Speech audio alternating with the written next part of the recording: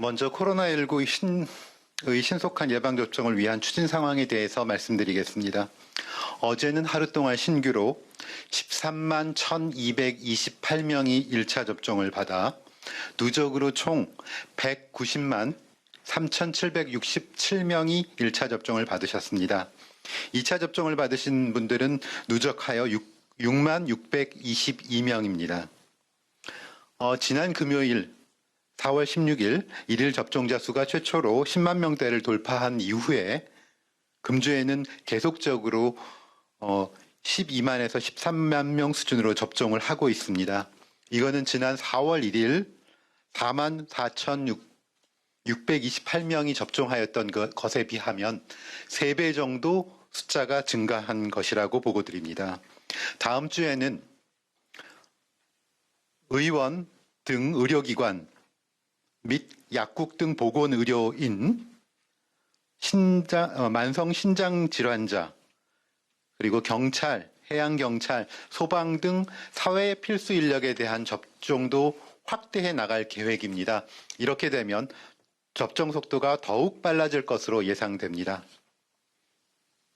이분들은 위탁의료기관을 통해서 접종을 하시게 되며 위탁의료기관을 통한 접종은 동의 절차는 필요 없고 누리집을 통해서 접종 대상자가 예약하시면 되고 사전 예약은 접종일 전날까지 가능합니다. 오늘부터 예방접종센터가 29개소가 추가 개소되어 총 204개소가 운영이 됩니다.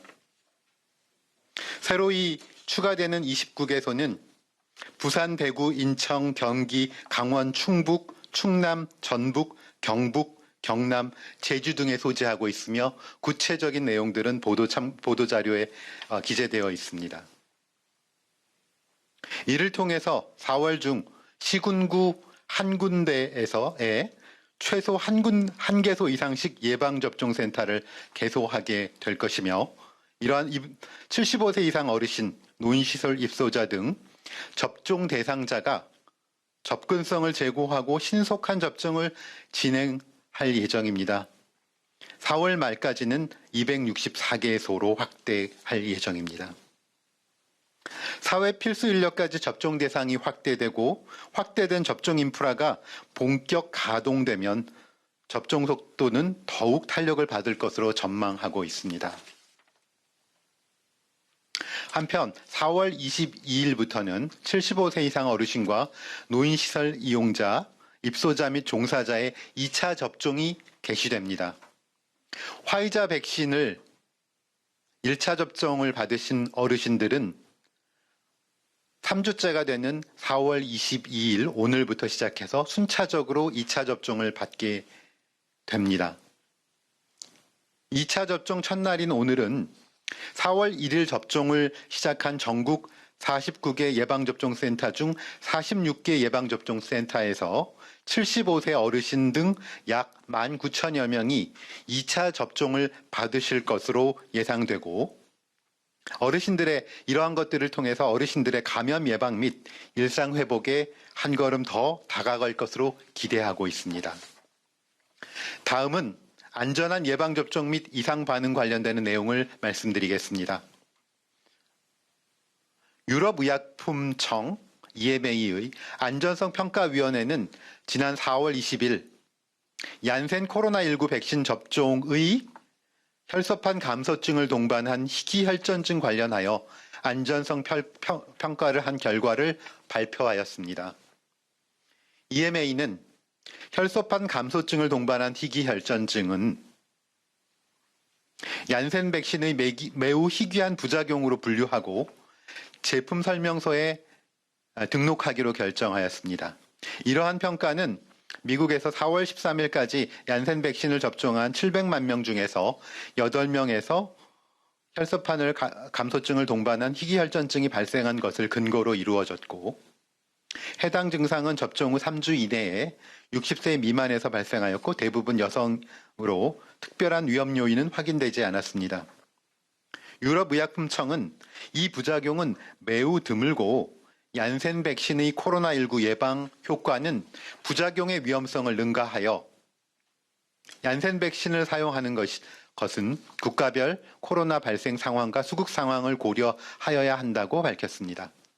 이에 따라서 유럽 국가들은 얀센 백신 접종을 진행하기로 하였으며 제조사인 존슨앤존슨사 측도 각 국가에 대한 물량 공급을 재개한다고 밝힌 바 있습니다. 우리나라도 예정된 물량의 도입을 준비 중에 있습니다.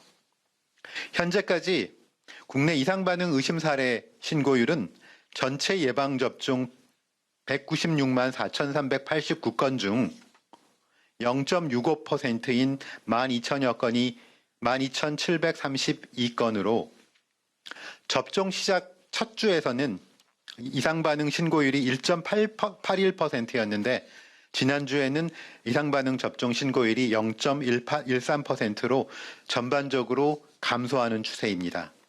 신고 사례 중 98.3%는 예방접종 후 흔하게 나타날 수 있는 근육통, 두통, 발열, 오한, 메스꺼움 등의 사례였습니다.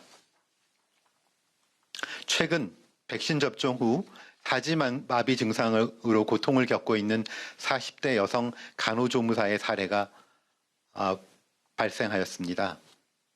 금일 보건복지부 질병관리청 그다음에 지자체 관계자가 환자와 보호자를 직접 만나 위로를 전하고 지원 방안을 강구할 예정입니다.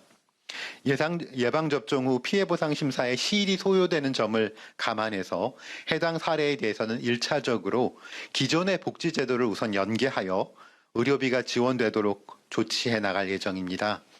향후에도 이와 유사한 중증 이상 반응 신고 사례의 경우에는 어려움을 경감하고자 지자체의 전담자 지정을 통해서 개인별 맞춤형 지원 체계를 마련하여 시행해 나갈 예정입니다. 환자와 지자체에 담당관을 1대1로 매칭을 하여 이상 반응 신고부터 피해 보상까지 전 과정을 안내하고 관리해 나갈 예정입니다. 그리고 필요시에는 긴급복지 또는 재난적 의료비 등 복지사업과 연계하여 보상 사각지대가 발생하지 않도록 조치해 나갈 예정입니다. 마지막으로 방역에 대한 주요 내용 말씀드리겠습니다. 감염 취약시설에 대한 선제 검사, 고위험 대상자에 대한 일제 검사 등을 통해서 진단검사 확대를 하여 환자를 조기에 발견하고 조기에 격리하거나 치료하는 성과들을 이루었음을 말씀드리겠습니다. 요양병원, 요양시설, 교정시설 등 감염 취약시설에 대한 선제검사와 위험도가 높은 사업장에 대한 일제검사를 통해서 환자가 이전보다 감소하는 감염 확산 차단 효과가 확인되었습니다.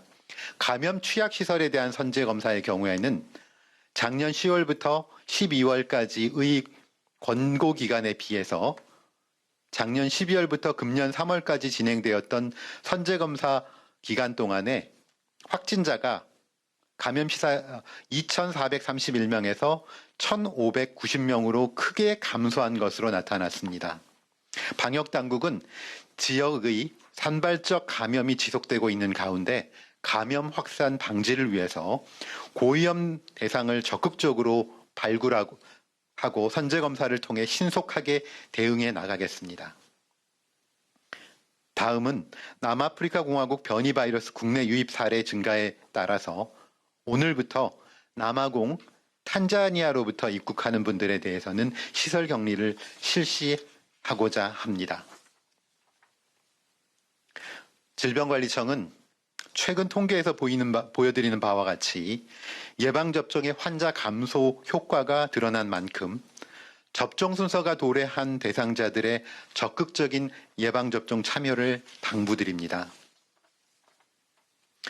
특히 현재 접종이 진행되고 있는 돌봄 종사자 분들은 본인을 보호하고 그분들께서 돌봐주고 계시는 분들을 함께 보호하기 위해서 접종을 우선적으로 실시하게 되었습니다.